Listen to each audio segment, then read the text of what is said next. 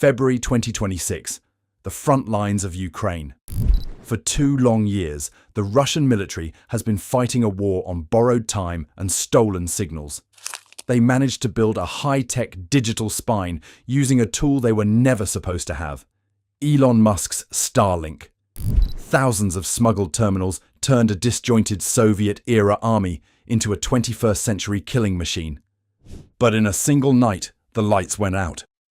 From the Donbass to the Zaporizhzhia plains, the screens of the Russian invaders flickered and died. A new lethal software protocol, known simply as the whitelist, has just severed the Kremlin's connection to the stars. As of this month, the Russian army isn't just losing, they are going blind. In the world's first high-intensity drone war, losing your internet isn't just an inconvenience, it is a death sentence. Today, we dive into the secret collaboration between SpaceX and the Ukrainian Ministry of Defense that just delivered the biggest technological blow of the war. We'll look at how Russia smuggled 50,000 terminals through the black market, why the whitelist is the ultimate kill switch, and the reported chaos and friendly fire currently tearing through the Russian ranks. The digital curtain has fallen. The parasite strategy. To understand the impact of the blackout, we first have to understand the heist. Starlink was never meant to be a weapon for the Russian Federation. Because of international sanctions, SpaceX is legally forbidden from doing business with Moscow. Yet, by 2024 and 2025, Ukrainian soldiers began noticing something disturbing. Every time they overran a Russian position, they didn't just find Kalashnikovs and old rations, they found Starlink dishes. Russia had mastered a parasite strategy. Through a massive network of shell companies in Dubai, Kazakhstan and Kyrgyzstan, the Kremlin began buying Starlink terminals by the thousands. They were disguised as camping gear or auto parts and shipped across the border. Russian soldiers would activate them using foreign credit cards and roaming plans. For the Russian military, this was a revolution. Their own communication systems, the R168 ASAT radios, were a notorious failure, plagued by short ranges and easily jammed by Ukrainian electronic warfare teams. Starlink, however, was a miracle. It allowed Russian commanders to stream 4K video from reconnaissance drones directly to their headquarters in real time.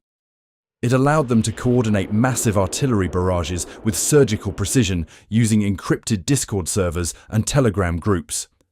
For 2 years, Russia used American satellites to kill the very people they were intended to help. They were technological parasites, feeding off a network they couldn't build themselves. Operation Whitelist, the ultimate kill switch. The problem for SpaceX and the Pentagon was one of geography. In a war where the front lines move every day, how do you block a signal for the Russians without blocking it for the Ukrainians standing only 500 yards away? Geofencing alone wasn't enough. If SpaceX shut down the signal in a specific GPS coordinate, it would blind the Ukrainian defenders as well. The solution came in early February 2026. Ukraine's Ministry of Defense, led by Mikhailo Fedorov, announced the implementation of the Starlink whitelist. This was a surgical strike in the digital realm. Working directly with SpaceX engineers, the Ukrainian government created a mandatory verification portal. To stay online, every single terminal in the combat zone had to be registered through a secure government database. Civilians had to visit administrative centers. Businesses had to verify through the DIA digital portal. Most importantly, Ukrainian military units had to register their dishes through the Delta Situational Awareness System. If a dish isn't on the list, it doesn't get a signal. Period. For the Russian military, there is no way to register. There is no Ukrainian ID to show, no government portal to log into. In an instant, over 90% of Russian-operated terminals became useless plastic bricks. They can point their dishes at the sky all they want, but the satellites overhead have been programmed to ignore them. The speed limit, neutralizing the long-range drone. But the whitelist was only the first half of the trap. The second half addressed a much more terrifying threat: Starlink-equipped strike drones. By strapping a Starlink terminal to a long-range UAV, Russia had managed to bypass traditional jamming. Since the drone communicated with satellites in space rather than a controller on the ground, it was nearly impossible to soft kill with electronic warfare. These drones could fly hundreds of miles into Ukrainian territory, controlled by an operator sitting comfortably in a bunker in Rostov. To stop this, SpaceX implemented the 75 km/h speed limit. The satellites now monitor the velocity of every terminal on the ground. If a terminal begins moving faster than a typical vehicle, roughly 47 miles per hour, the connection is instantly severed. This threshold is specifically designed to be just below the cruising speed of a Russian strike drone. Now, the moment a Russian UAV takes off and gains speed, its digital eyes go dark. It becomes a dumb bomb, unable to be steered toward its target. This single software update has effectively neutralized one of Russia's most potent asymmetric weapons: battlefield paralysis and friendly fire. The results of this digital blackout were immediate and, according to intelligence reports, catastrophic for the Russian command structure. In modern warfare, connectivity equals combat power. When you cut the connection, the army doesn't just slow down, it collapses in on itself. Reports from the Atesh partisan group and Ukrainian signals intelligence describe a hellish mess behind Russian lines. Without Starlink, Russian units have been forced back onto their legacy radios, which are currently being jammed into oblivion by Ukrainian electronic warfare. In the Zaporizhzhia sector, this loss of communication has led to deadly friendly fire incidents. Without real-time GPS tracking and encrypted chat, units are losing track of each other in the chaos of battle. On February 6th, an entire Russian assault group of 12 men was reportedly wiped out by their own artillery because the radio operator couldn't verify their position in time. Commanders are reportedly appealing on open, unencrypted channels for any working walkie-talkies, revealing their locations to Ukrainian intercept teams. The Russian army is currently a giant with its eyes gouged out, swinging wildly in the dark, while the Ukrainian Blue Dragon prepares its next strike. The desperation of the Kremlin. Moscow's reaction has shifted from denial to outright desperation. For years, they boasted about their sovereign internet and their own satellite constellations. But the reality is that Russia's domestic alternative to Starlink is years behind schedule. They tried to launch a new spy satellite in early February to fill the gap, but it's a drop in the ocean compared to the thousands of satellites in SpaceX's low Earth orbit.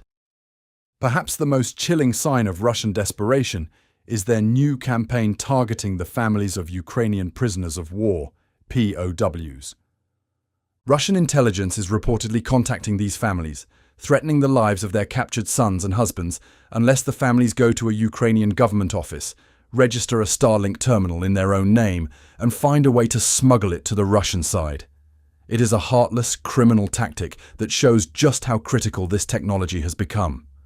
But Ukraine has countered this as well, implementing a law that carries a life sentence for anyone caught assisting the occupiers in restoring their battlefield communications. The digital wall is not just made of code, it is made of law and ironclad resolve. A new era of maritime war. The Great Blackout of 2026 will be remembered as the moment the grey zone of technology was finally closed. For too long, authoritarian regimes have used Western commercial technology to undermine Western security. South Korea did it with their maritime militia, and now Ukraine has done it with Starlink. This wasn't just a tactical win, it was a strategic lesson. It proved that a private company, working in lockstep with a determined government, can effectively demodernize a superpower's army overnight. Russia entered this war thinking they were the peers of the United States. Today, they are scavenging for 40-year-old radios and blackmailing civilians for Wi-Fi. The digital curtain has fallen, and it is unlikely to rise again for the Russian military. As the whitelist continues to update and the speed limit remains in force, the Russian army remains trapped in a 20th century box, fighting a 21st century predator. What do you think? Is it fair for a private company like SpaceX to have this much power over a global conflict? Or is this the only way to stop illegal aggression? Let us know your thoughts in the comments below. We read every single one. And if you want to stay ahead of the curve on the technology of future war, hit that subscribe button and turn on the bell icon. You won't want to miss our next deep dive. Until next time, this is the Digital Frontline. Stay connected.